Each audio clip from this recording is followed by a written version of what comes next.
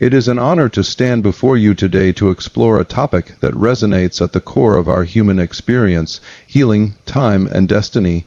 These three forces intertwine to shape who we are, how we grow, and where we are headed. Over the next hour or so, I invite you to join me on a journey inward, where we'll uncover the power of healing our wounds, embracing the present moment, and aligning with the divine destiny that awaits each of us.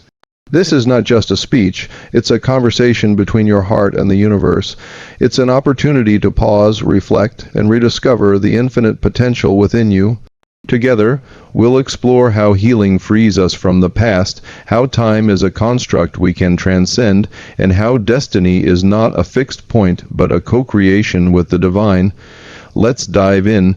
Part I. Healing, reclaiming your wholeness. Healing is the foundation of transformation. It's the process of returning to your natural state of wholeness, where you are not defined by your wounds, but by your ability to rise above them. Every one of us carries scars, some visible, some hidden deep within. These scars may come from childhood traumas, broken relationships, or self-imposed beliefs of unworthiness. But here's the truth: you are not your wounds. You are not the pain you've endured. You are a divine being, capable of infinite love and resilience. The nature of healing begins with acknowledgement. You cannot heal what you refuse to see. So often, we bury our pain, hoping it will disappear, but unacknowledged pain festers, manifesting as fear, anger, or self-doubt. To heal, you must first say, "I see you, I feel you, and I am ready to let you go." Let me share a story. Years ago, I met a woman named Sarah at one of my workshops. She carried a heavy burden of guilt from a decision she made in her youth. A decision that led to years of self-punishment. She believed she was unworthy of love. During our time together, I guided her to visualize her younger self, to hold that young girl in her arms and say, "You are enough." Tears streamed down her face as she released decades of shame. That moment of self-compassion was the beginning of her healing. Healing is not about erasing the past. It's about changing your relationship with it. It's about choosing to see your experiences as teachers, not tormentors. When you shift your perspective, you reclaim your power. The power of forgiveness. A critical component of healing is forgiveness. Forgiveness of others, and most importantly, forgiveness of yourself. Forgiveness is not about condoning harmful actions. It's about freeing yourself from the chains of resentment. When you hold on to anger, you give your power to the person or event that hurt you. Forgiveness is the act of taking that power back.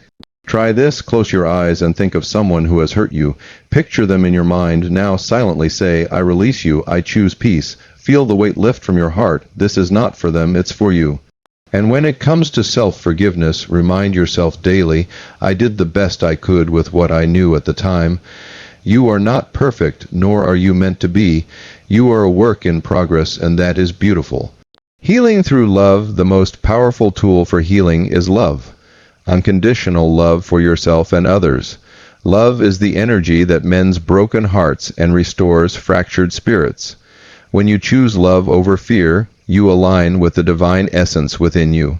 Love says, "I am whole, even with my scars." Love says, "I am worthy, even with my mistakes." Take a moment each day to practice self-love. Look in the mirror and say, "I love you." It may feel awkward at first, but this simple act rewires your subconscious mind. You are telling yourself, "I am enough," and when you believe that, the world reflects it back to you. Healing is a journey, not a destination. It's a daily choice to honor your worth, release your pain, and embrace your divinity. As you heal, you create space for the next chapter of our exploration, time. Part Roman 2, time living in the eternal. Now time is one of the great illusions of human existence. We treat it as a finite resource, always running out, always slipping through our fingers. We say, "I don't have enough time," or "if only I had done things differently." But what if I told you that time, as we know it, is a construct of the mind? What if I told you that you have all the time in the world because you exist in the eternal now? The illusion of time. The past is gone, the future is yet to come, and all we truly have is this moment. The present moment is where life happens. It's where joy resides, where love flourishes, where transformation occurs. Yet we spend so much of our lives regretting the past or worrying about the future. We miss the gift of now. Think about it. Every moment you've ever lived has been a now. When you were a child laughing with friends, that was now. When you fell in love, that was now. Even your pain, your triumphs, your dreams, they all happened in the now. The past and future are just stories we tell ourselves. They have no power unless we give it to them. The power of presence to live in the eternal now is to be fully present. Presence is the art of being where you are with your whole heart and mind. It's listening to a friend without planning your response. It's savoring a meal without checking your phone. It's feeling the breeze on your skin and knowing you are alive. Here's a practice to anchor yourself in the now. Take a deep breath and notice the air filling your lungs. Feel your feet on the ground. Look around and observe one thing. A color, a sound, a sensation. This is presence. This is where time dissolves and you connect with the infinite. I once met a man named David who was consumed by regret over a failed business venture. He replayed his mistakes endlessly, convinced he had missed his chance at success. I asked him, "What can you do right now to move forward?" He paused, then said, "I can start again." In that moment, he stepped out of the past and into the now. Today, he runs a thriving company not because he changed the past, but because he embraced the present. Time and healing are deeply connected. We often hear time heals all wounds, but it's not time itself that heals, it's what you do with the time you're given. When you use the present moment to practice forgiveness, self-love, and gratitude, you accelerate your healing. You don't need years to heal. You need moments of conscious choice. Try this. Set aside 5 minutes each day to sit in silence. Close your eyes, breathe deeply, and say to yourself, "I am here. I am enough. I am loved." This practice aligns you with the eternal now, where healing happens effortlessly. As we master the art of living in the now, we open the door to the final piece of our journey, destiny. Part Roman 3. Destiny, co-creating your divine path. Destiny is a word that carries immense weight. Some see it as a predetermined fate, a script written in the stars, but I believe destiny is something far more dynamic. It's a dance between your soul's purpose and the choices you make. You are not a passive passenger in your life. You are a co-creator with the universe. Understanding your destiny is the unique expression of your soul's purpose. It's the reason you're here, the gifts you're meant to share, the impact you're meant to have. But destiny is not a single event or achievement. It's the unfolding of your life, moment by moment, as you align with your highest self. How do you discover your destiny? Listen to your heart, your passions, your joys, your deepest desires. They are clues to your purpose. Ask yourself, what makes me feel alive? For some, it's creating art. For others, it's helping people heal. For others still, it's raising a family or building a community. There is no hierarchy in destiny. Every purpose is sacred. The role of intention is the bridge between healing, time, and destiny. When you set a clear intention, you direct the energy of the universe toward your goals.